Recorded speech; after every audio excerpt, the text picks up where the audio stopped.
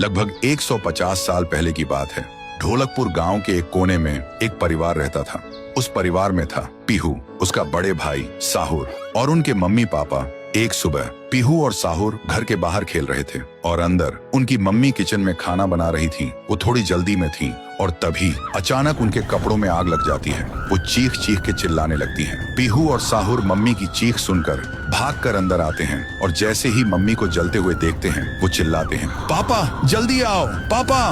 पापा भागकर आते हैं, लेकिन मम्मी को बचाने के लिए जैसे ही हाथ बढ़ाते हैं उनके कपड़ों में भी आग पकड़ लेती है और कुछ ही सेकंड्स में दोनों जलकर राख हो गए। पीहू और साहुर सिर्फ देखते रह गए, जैसे पूरी दुनिया ही खत्म हो गई हो।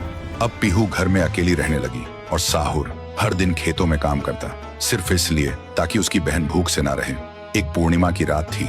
साहुर खेतों से काम करके घर लौट रहा था। तभी उसकी नजर जाती है एक घर की खिड़की पर। वो देखता है एक आदमी किसी का खून कर रहा था। ये देखते ही साहुर के पैर कांपने लगे और जैसे ही वो पीछे मुड़ता है एक और आदमी हाथ में खंजर लेकर खड़ा था। वो आदमी बिना कुछ कहे साहुर पर वार कर देता है। फिर गांव के लोगों को इकट्ठा करते हैं और वही आदमी चिल्लाता है, ये लड़का मेरे घर में घुसकर चोरी कर रहा था और जब मैंने रोका तो मुझे ही मारने की कोशिश की। अब आप लोग ही बताओ इसके साथ क्या किया जाए। गांव वाले गुस्से से भड़क उठते हैं और चिल्ला के कहते हैं, इसे उस पेड़ पे जिंदा उल्टा लटका दो। साहुर गिड़गिड़ाता है, मैं बेकसूर हूँ, मैंने कुछ नहीं किया। लेकिन गांव के किसी ने भी उसकी एक ना सुनी। उधर उसकी बहन रात भर उसका इंतजार करती रही और सुबह जब वो उसे ढूंढने निकली तो देखती है उसका भाई गांव के बीच वाले सूखे पेड़ से उल्टा लटका हुआ है। ये देखते ही पीहू टूट जाती है, जोर जोर से चीखने लगती है और उसकी चीख पूरे गांव में गूंज जाती है। फिर गांव वाले पीहू को भी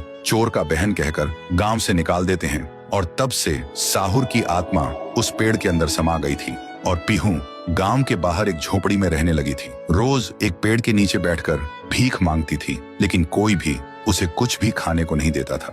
वो बस भूखी पेट पेड़ के नीचे लेटी रहती थी। साहुर भी अपनी बहन का दर्द महसूस कर पाता था, लेकिन वो कुछ नहीं कर सकता था। फिर एक दिन पीहू रास्ते में खाना मांग रही थी और तभी एक नशे में चली गाड़ी ने उसे कुचल दिया था। तब से पीहू एक भूखी आत्मा बन गई जो हर गांव में भटकती थी, सिर्फ एक ही बात कहकर, मुझे भूख लगी है। ये सब याद करते ही तुंग तुंग तुंग साहुर की आंखों से आंसू टपकने लगते हैं और तभी उसे एक आवाज सुनाई देती है और बिना कुछ सोचे तुंग तुंग तुंग साहुरा उस सूखे पेड़ के अंदर से निकलता है और अंधेरे में सीधा उस आवाज की तरफ चल पड़ता है। तो दोस्तों, अगर आप चाहते हो कि अगले पार्ट में पीहू, गुड़िया और तुंग तुंग तुंग साहुर की पावर दिखाई जाए तो इस वीडियो को 2 लाख लाइक्स तक पहुंचाओ, तभी आएगा असली तांडव।